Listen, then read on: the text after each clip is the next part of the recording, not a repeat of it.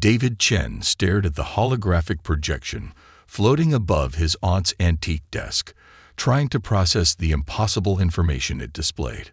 The lawyer across from him, Ms. Rodriguez, waited patiently as streams of alien text scrolled alongside familiar Earth languages.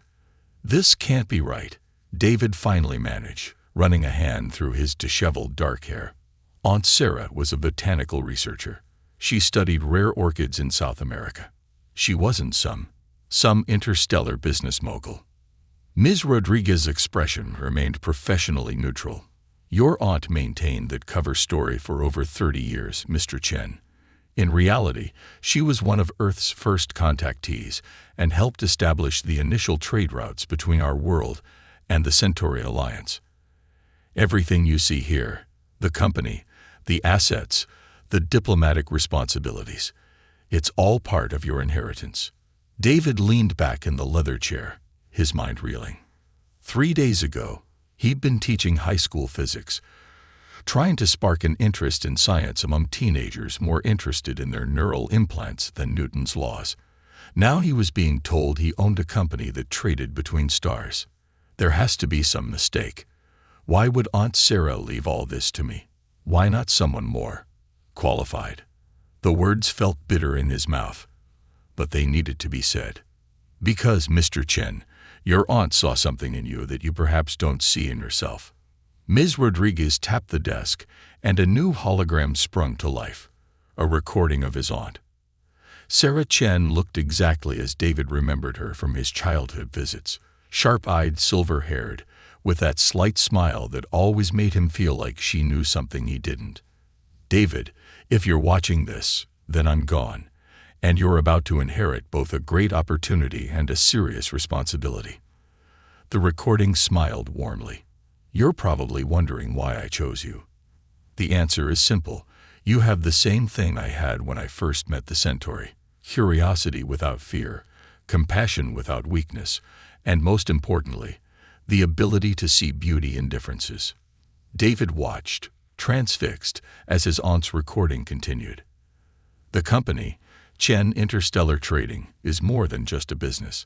It's a bridge between worlds, a way to bring humanity and the Centauri closer together. And speaking of bringing our peoples closer," she paused, that knowing smile growing wider, "there's the matter of the marriage contract." The hologram froze on his aunt's face as David's head snapped up to stare at Ms. Rodriguez. "I'm sorry, what marriage contract?" "Your aunt entered into a binding diplomatic arrangement with the Centauri Alliance," Ms. Rodriguez explained, pulling up another document. "To maintain the trading rights and diplomatic status of Chen Interstellar, the CEO must be bound in marriage to a member of the Centauri Diplomatic Corps. Your aunt's spouse passed away 2 years ago, and according to both Earth and Centauri law, the contract transfers to you as her heir." David stood up so quickly he knocked over his chair. "This is insane. You're telling me I have to marry an alien to run the company?" "Not immediately," Ms. Rodriguez assured him. "You have 3 Earth months to settle your affairs here and travel to Proxima Centauri B to meet your intended spouse. The Centauri understand this is a significant adjustment for you." David paced the office, his mind racing. "And if I refuse? Then Chen Interstellar will be dissolved, the trade routes will close, and 30 years of progressive relations between Earth and the Centauri Alliance will end."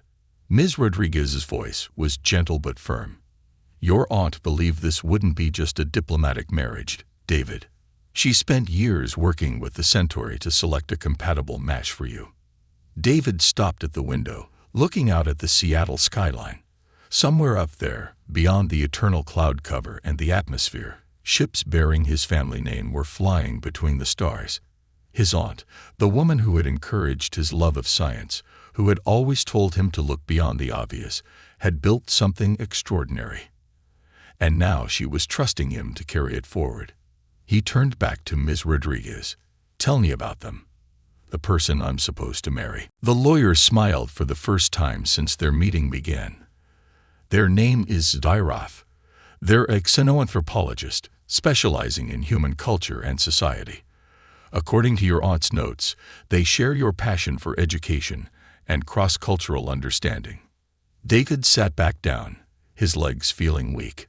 A teacher, he said softly, almost laughing at the coincidence. Aunt Sarah really did think of everything. She left you this as well. Ms. Rodriguez handed him a small ornate box. Inside was a pendant of swirling metal unlike anything he'd seen on Earth, along with a handwritten note. For when you're ready to see the universe through new eyes. David held the pendant up to the light, watching as it seemed to shift and change colors. His whole life, he'd tried to show his students that science wasn't just formulas and facts. It was a way of understanding the wonder of existence. Now the universe was offering him the chance to be a student again, to learn things beyond his wildest dreams. The Centauri vessel will arrive in orbit in 2 weeks, Ms. Rodriguez said, breaking into his thoughts. Will you need the full 3 months to prepare? David looked at his aunt's frozen hologram, at that knowing smile that had always meant adventure was coming. He thought about his small apartment, his comfortable but predictable life, and the stars that suddenly seemed much closer than before. No, he said, surprising himself with the steadiness in his voice. 2 weeks is fine. I'd like to meet my future spouse as soon as possible. As Ms. Rodriguez began preparing the necessary documents, David clutched the alien pendant and whispered a quiet thank you to his aunt. She had always told him that the best teachers were eternal students, ready to learn from anyone and anything. Now he had the chance to prove her right on a truly universal scale. The Centauri transport vessel, Dawning Light, was nothing like the sleek, streamlined ships of science fiction. David stood at the observation deck, watching as the massive crystalline structure caught and refracted starlight in mesmerizing patterns. After 2 weeks of crash courses in Centauri culture and basic language, he still felt woefully unprepared for what awaited him. We will arrive at Proxima Station in approximately 20 Earth minutes, announced the ship's AI in perfectly accented English. David touched the pendant his aunt had left him, which now served as both a universal translator and cultural advisor. The device had been teaching him about Centauri customs during the journey, though he suspected it was only sharing the basics. "Thank you, Dawn," he replied, having learned that the Centauri considered it rude not to acknowledge AI communications. The pendant warmed slightly against his chest in approval. The approaching station grew larger in the viewport, a sprawling complex of interconnected structures that seemed to be made of the same crystalline material as the ship. Thousands of vessels of varying designs moved in careful patterns around it, like a dance choreographed by physics and stellar navigation. "First time seeing the Grand Exchange?" asked a voice behind him. David turned to find Captain Veldra, the ship's commanding officer, approaching. Like all Centauri he'd met so far, she had iridescent skin that shifted colors with her emotions and movements, currently displaying a calm blue-green pattern. "Is it that obvious?" David smiled, trying to hide his nervousness. "Your aunt had the same expression when she first arrived," Veldra said, her skin rippling with fond remembrance. "She told me later that moment changed her understanding of humanity's place in the universe." "Did you know her well?" "I was a junior officer on her first trade mission." Veldra's patterns shifted to a deeper blue. "Sarah Chen taught me that humans' greatest strength isn't their technology or their adaptability. It's their ability to find wonder in things others take for granted."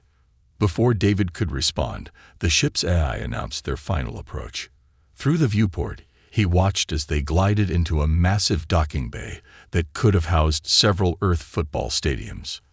Other vessels surrounded them, some crystalline like theirs, others metallic, and some that seemed to defy conventional physics altogether. "Your intended waits in the diplomatic quarter," Veldra informed him as they prepared to disembark. "Remember your cultural training. The first meeting is crucial in Centauri tradition." David nodded, recalling the lessons his pendant had taught him.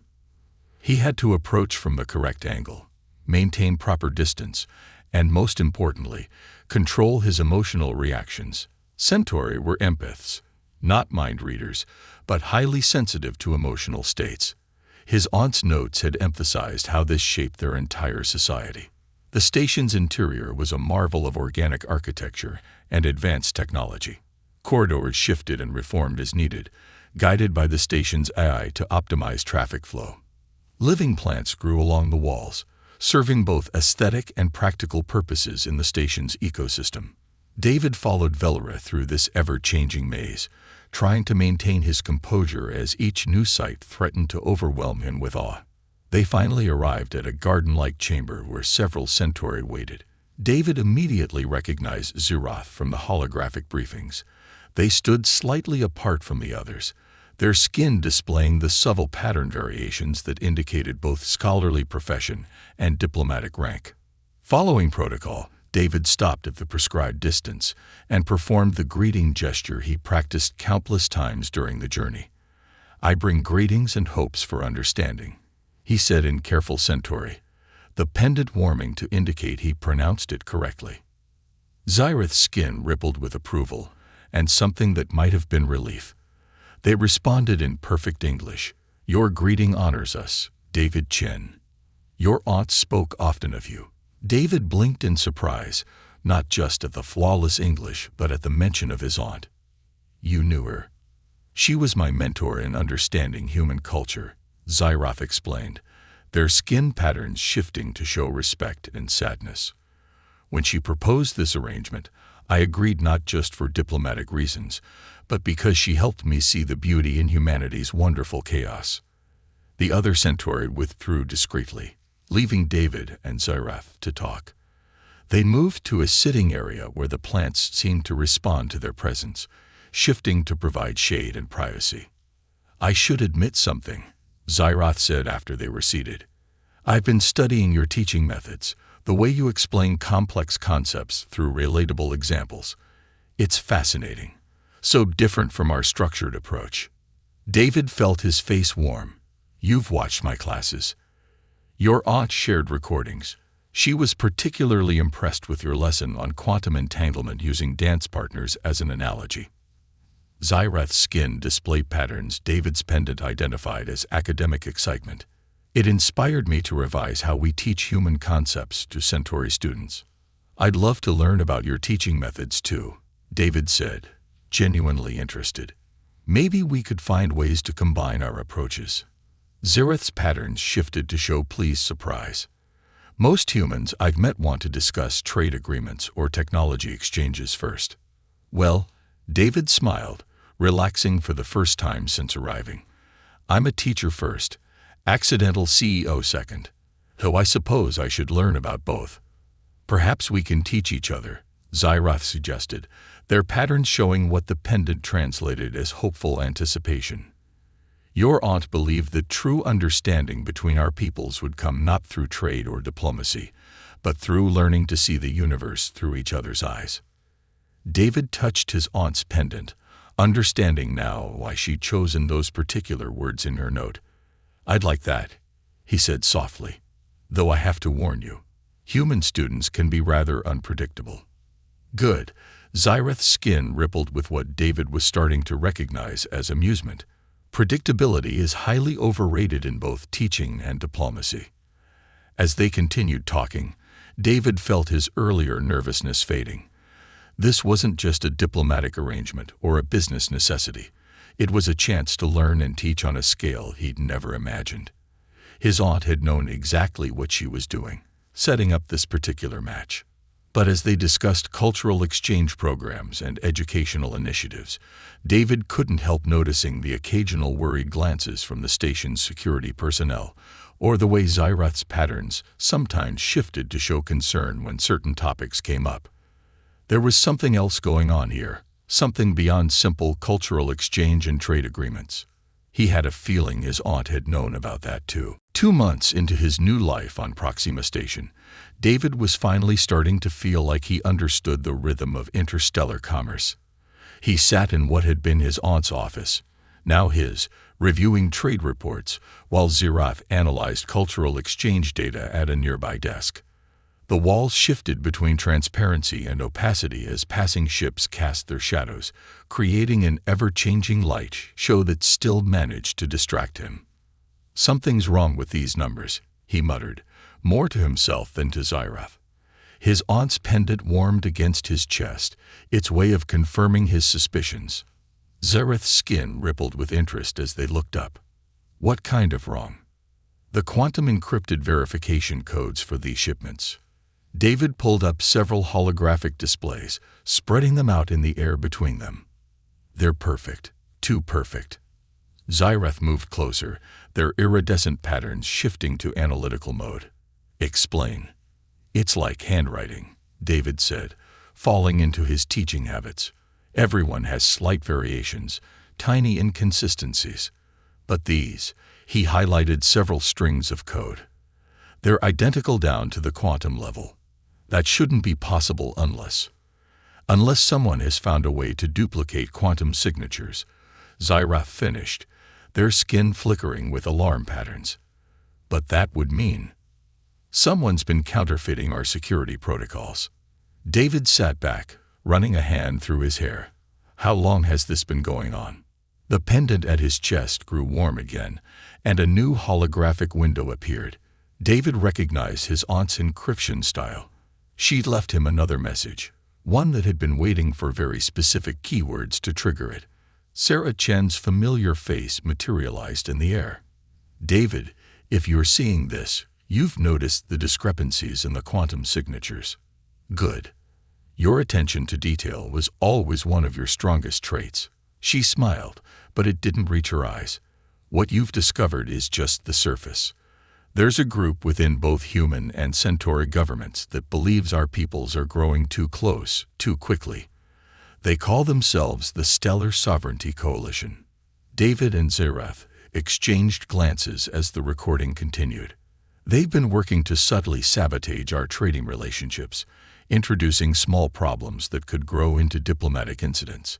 The quantum signature forgeries are just one part of their plan." "Why didn't you report this?" David asked the recording, knowing he wouldn't get an answer. But his aunt had anticipated the question. "I couldn't go public without proof, and they were very careful. But I've been gathering evidence, storing it in fragments across our trading network.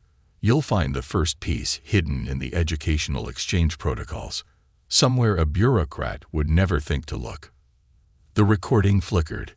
"Be careful who you trust, David. Not everyone on the station is what they appear to be. But remember, your greatest allies are often the ones others overlook." She smiled again, this time genuinely. "And David, I'm sorry for dropping this in your lap, but you and Xyrath together have exactly the skills needed to uncover the truth." The hologram faded, leaving David and Xyrath in stunned silence. Finally, Xyrath spoke, their skin patterns showing deep concern. "The educational exchanges. That's why there's been so much resistance to our joint teaching proposals." David nodded slowly, pieces falling into place. "They don't want humans and Centauri learning to understand each other too well. Keep the misunderstandings and cultural barriers in place, and prevent true cooperation," Xyrath finished. Their patterns shifted to show determination. "We need to access the educational database archives. Without letting anyone know what we're looking for," David added. He pulled up another holographic display, this one showing the station's network architecture. "Good thing I have some experience making complex subjects appear simple and boring." Working together, they began crafting a plan. David's experience in breaking down complex topics into digestible lessons combined perfectly with Xyrath's deep understanding of both cultures' bureaucratic systems. They would need to be careful. One wrong move could alert the coalition to their discovery. "We should start with the AI education protocols," Xyrath suggested, their patterns showing the subtle shifts that David had learned meant they were excited about solving a puzzle. "Nobody pays attention to how we teach artificial intelligences about cultural integration." David smiled, reminded again of why his aunt had chosen this particular match for him. "The AIs, of course. They see everything that happens on the station, but nobody thinks about them as witnesses." He touched his pendant thoughtfully. "And some of them have been around since the very beginning of human-Centauri relations. They worked through the night, using David's teaching credentials to access educational files, while Xerath's diplomatic codes let them correlate the data with ship movements and trade records. Patterns began to emerge, subtle discrepancies in cultural orientation programs, missing sections in historical archives, and most tellingly, a systematic removal of information about successful human-Centauri cooperative ventures. "Look at this," David said, highlighting a sequence of data. "Every time there's a major breakthrough in human-Centauri relations, there's a corresponding technical glitch in the quantum verification systems, just enough to cause delays and frustration, but never enough to raise serious alarms." Xerath's skin displayed patterns of academic excitement mixed with concern.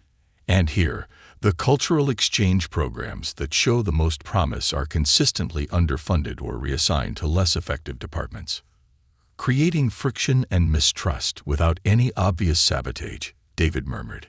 "It's brilliant, in a twisted way.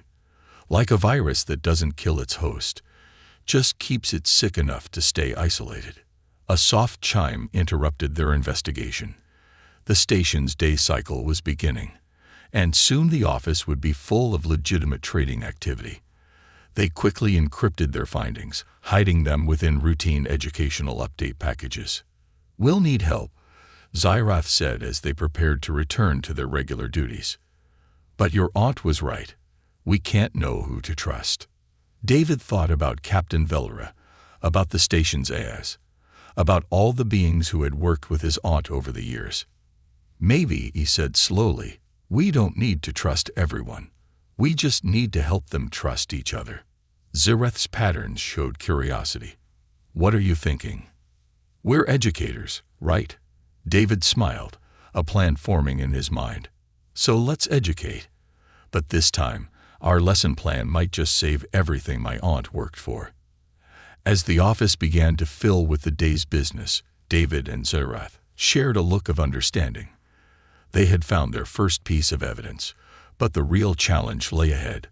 Somewhere on this station, hidden behind legitimate businesses and diplomatic niceties, the Coalition was working to keep humanity and the Centauri from achieving true understanding. They would need every teaching skill, every diplomatic trick, and every ounce of trust they'd built between them to expose the truth. And they would need to do it before the Coalition realized that Sarah Chen's last lesson was being taught by her most dedicated students. The Grand Exchange's central plaza buzzed with its usual mix of species and commerce, but David now saw it through different eyes. Behind every transaction, every cultural misunderstanding, every delayed shipment, he searched for signs of the Coalition's influence. His aunt's pendant felt heavier these days, weighted with purpose rather than mere technology. "Ready to begin our first lesson?"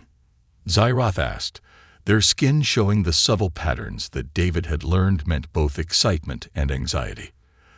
They stood before the doors of the station's largest conference center, where representatives from a dozen trading species were gathering for what appeared to be a routine cultural sensitivity seminar. "As ready as I'll ever be," David replied, adjusting his formal diplomatic attire. "Though I have to admit, this is a bit different from teaching physics to teenagers." Their plan was audacious in its simplicity. Instead of trying to expose the Coalition directly, they would use education to make their work impossible. It started today with what appeared to be a standard cross-cultural training session for the station's diplomatic and trading staff. The conference room was packed with beings of all descriptions. David recognized the crystalline forms of the Centauri, the massive shadow-wrapped shapes of the Volari traders, and even a few of the rarely seen quantum collective's avatar forms. Among them sat human diplomats and merchants, creating a tapestry of species that still took his breath away. "Welcome," David began, his pendant translating into a dozen languages simultaneously. "Today's session is about understanding quantum verification protocols and their cultural implications." He could see a few attendees already looking bored, exactly as planned. Xerath stepped forward, their skin displaying professional academic patterns. "We'll be examining how different species' perspectives on quantum mechanics affect our trading relationships." What followed appeared to be a standard lecture, But hidden within the lesson was something more subtle. As David explained quantum entanglement using cultural metaphors, Xirath drew parallels to recent trading irregularities. They never directly mentioned their suspicions, but with each example, they planted seeds of awareness. Consider how quantum signatures are like cultural traditions, David explained, displaying a holographic model. Each has unique variations that tell us about their origin. When those variations disappear, he let the implications hang in the air. During the break, Captain Velra approached them, her skin patterns showing concern. "Interesting choice of examples," she said quietly, "particularly the ones about verification protocols." David felt his heart rate increase but maintained his calm, just trying to make the material relevant to everyday operations. Velra's patterns shifted to show what David recognized as carefully controlled alarm, like your aunt would have done. She glanced around before continuing. She asked similar questions before she died, questions that made certain people nervous. Before David could respond, the station's lights flickered, something that should have been impossible with its redundant power systems. Xirath's patterns showed sudden recognition. "The Coalition," they whispered. "They're making their move." Emergency announcements began blaring in multiple languages. Station control reported system malfunctions across multiple sectors. But David and Xirath recognized the true meaning. Someone was using the forged quantum signatures to disrupt the station's core systems. "They must have realized we were getting close," David said, his teacher's instinct for handling chaos kicking in. Everyone remained calm. He called out to the increasingly agitated crowd. "This is now a practical lesson in cross-species crisis management." Xirath caught on immediately. "Form groups of 3 or more species. Share your emergency protocols and look for compatible solutions." What had started as a lecture transformed into real-world crisis management. David watched in amazement as beings who normally barely interacted began working together, sharing knowledge and resources. The Coalition had meant to cause panic and division, but instead, they created exactly the kind of cooperation they'd been trying to prevent. Captain Veldra's skin displayed command patterns as she coordinated with station security.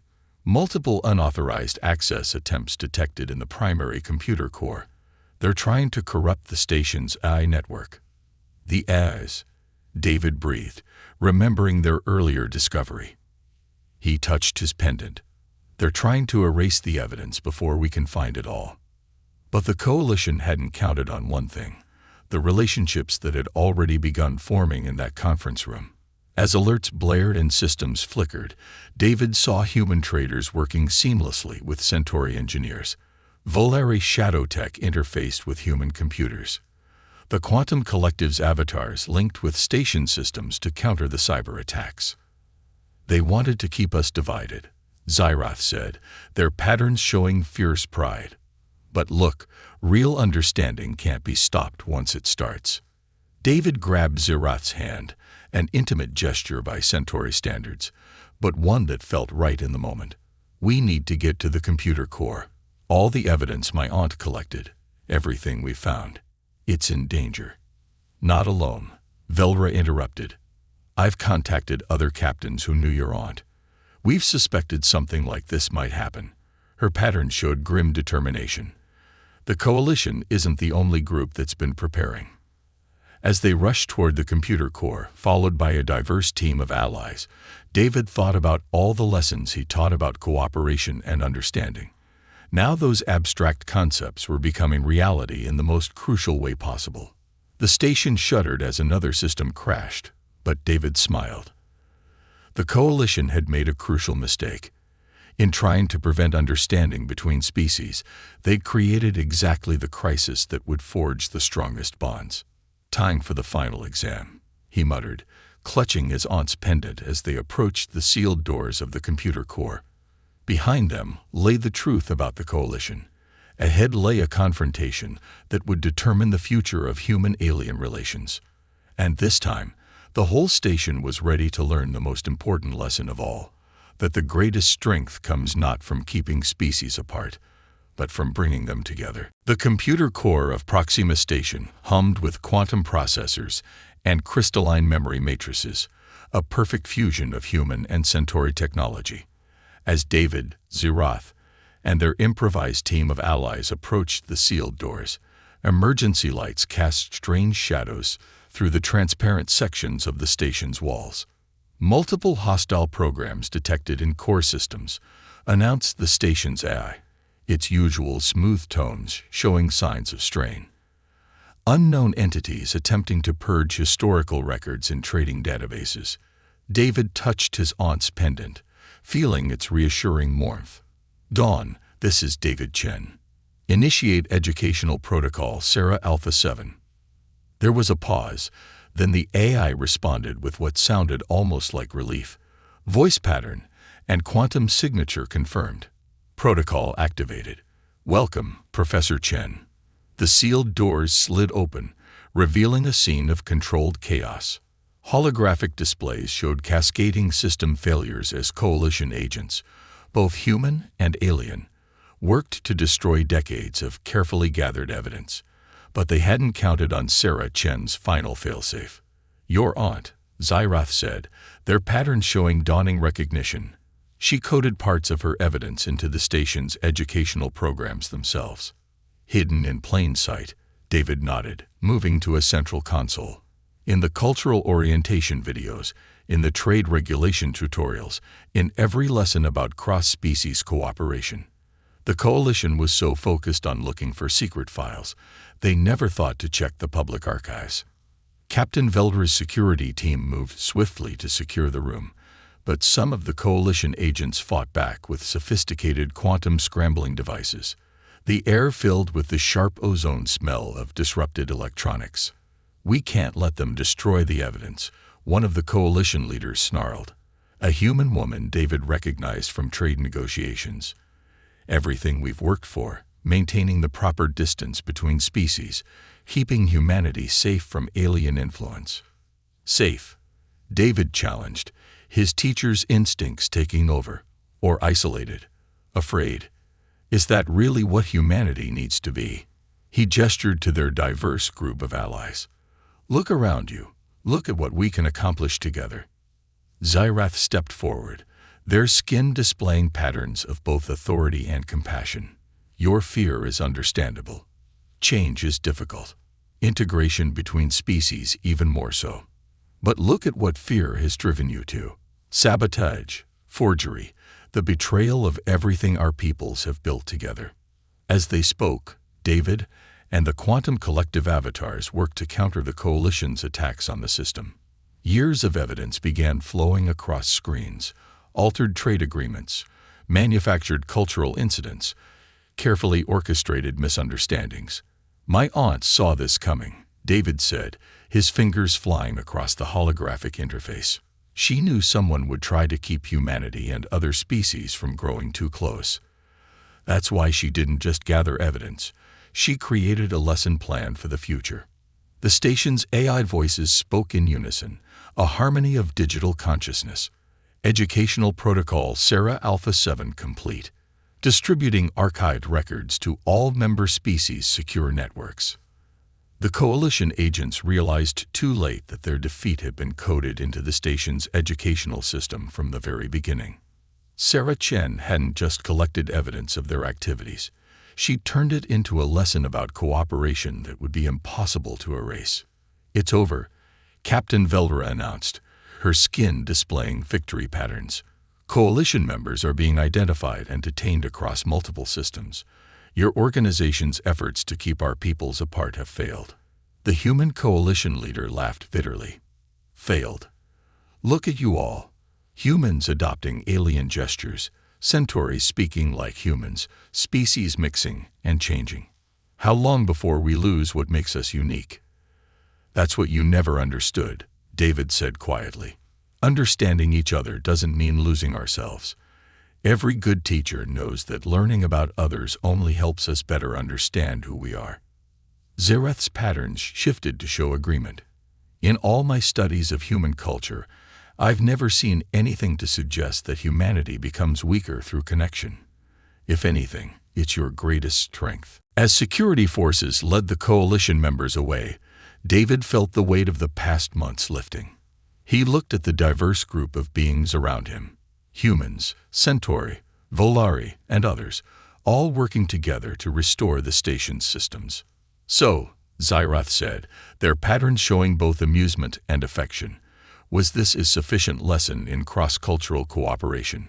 David laughed, feeling the warmth of his aunt's pendant pulsing in time with his heartbeat. I think we all learned something today. Though I have to admit, this wasn't quite what I expected when I inherited an alien spouse and a trading company. Life's best lessons rarely are, Captain Velra observed, her patterns showing the same knowing look his aunt used to have. Speaking of which, now that the crisis is over, shall we discuss your official union ceremony? The station could use some good news. David looked at Xyrath, seeing in their shifting patterns the same mix of hope and certainty he felt. What had started as an arranged diplomatic match had become something far more meaningful, a bridge between worlds, just as his aunt had intended. I think, he said, taking Xyrath's hand, it's time for a new lesson plan, one about building futures instead of maintaining barriers. The station's lights returned to full power, and through the transparent walls, David could see ships of all species resuming their intricate dance through space. Somewhere out there, other coalitions might be forming, other forces working to keep the species of the galaxy apart. But they would fail because they didn't understand the most important lesson of all, that the universe's greatest treasures could only be found together. Sarah Chen had known that.